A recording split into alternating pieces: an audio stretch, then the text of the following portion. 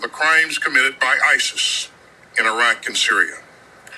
As President Biden has said, any democracy would respond decisively to such a vile terrorist assault.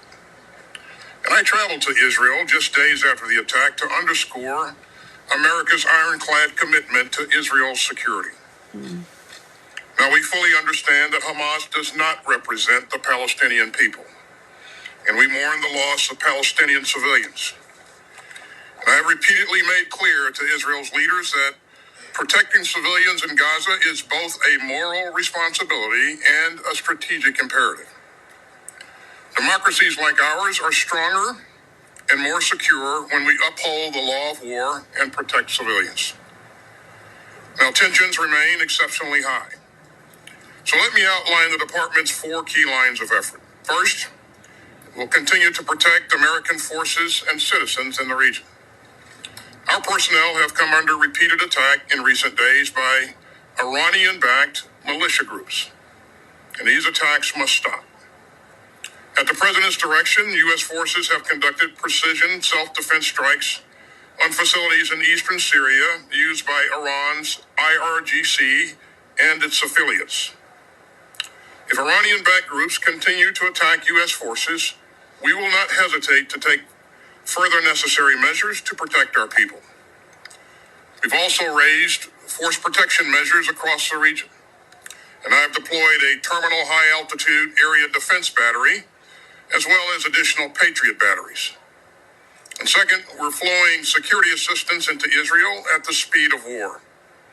We're providing air defense capabilities, precision-guided munitions, small-diameter bombs, and other key equipment, including more interceptors for the life-saving Iron Dome system.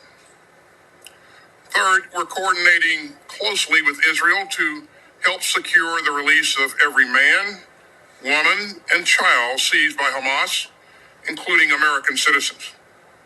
As President Biden told the families of the missing Americans, we have no higher priority than the safe return of their loved ones. And we immediately provided U.S. military advisors to offer best practices for integrating hostage recovery into Israel's operations.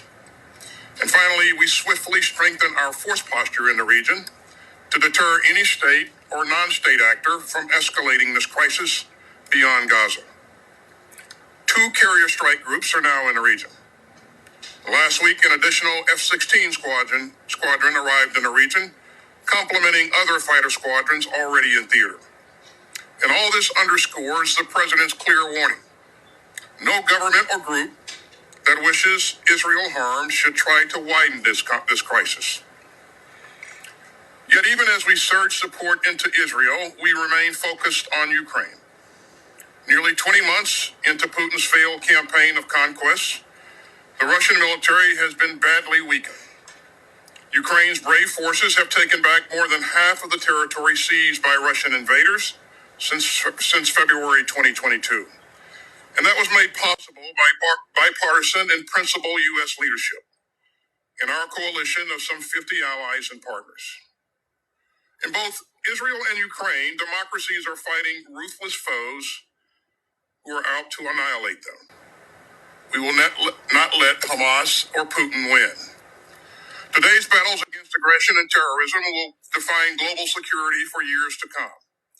And only firm American leadership can ensure that tyrants and thugs and terrorists are not emboldened to commit more aggression and more atrocities. So our actions today will shape the world that our children and grandchildren inherit. And that's why we've submitted an urgent supplemental budget request to help fund America's national security needs and to stand by our partners and to invest in our defense industrial base. We're requesting $10.6 billion to help Israel defend itself. The supplemental also requests $44.4 billion to help Ukraine continue to defend itself against Russia's ongoing aggression. We're also requesting $3.3 billion to meet U.S. military requirements in our submarine industrial base and to fulfill our AUKUS requirements. Now, this supplemental doesn't just help meet today's urgent challenges.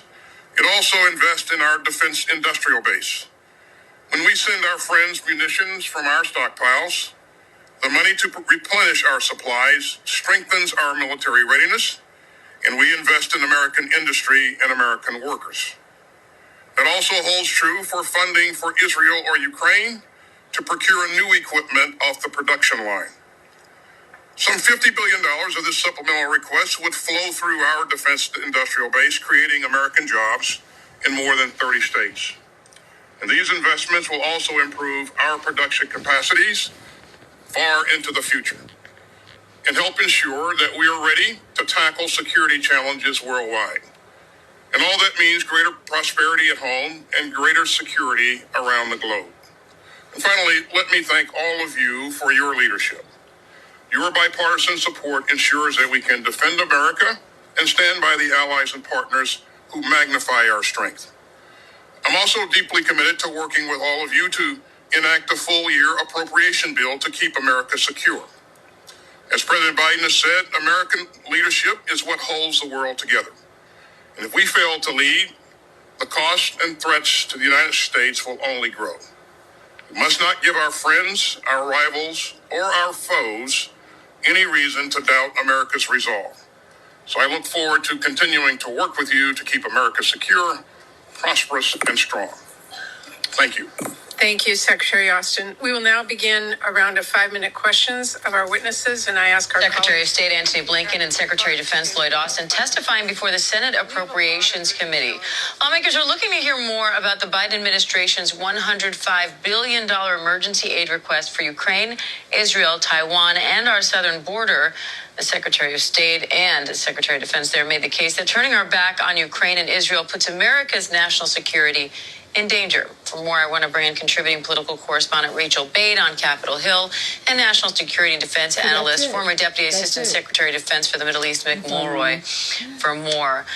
Rachel, what did you make of this hearing, and particularly many interruptions there from protesters that seem to be against some of this aid for Israel, even though we're hearing the secretaries of State and Defense saying that part of this aid is intended for humanitarian aid to people in Gaza?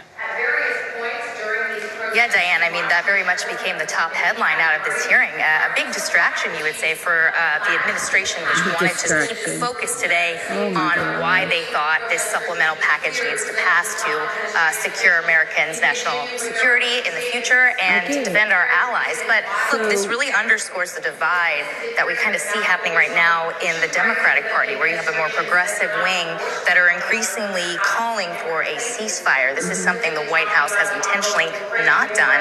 They have underscored the need to protect civilians, and right there in that hearing you actually heard Secretary Blinken say that while Israel has a right to defend itself, but doing how it does so actually matters. And he talked about understanding the passions in terms of protecting civilians and making sure people are not dying needlessly. But I mean, here on Capitol Hill, when you look at Democrats and Republicans, again, wide support for assistance for Israel. You don't actually see many lawmakers say that that the United States should be giving nothing to Israel. So those protesters, they do though represent a faction of the Democratic Party, the more progressive wing, and we are going to hear more folks come out and sort of express these views, especially as this war continues and becomes even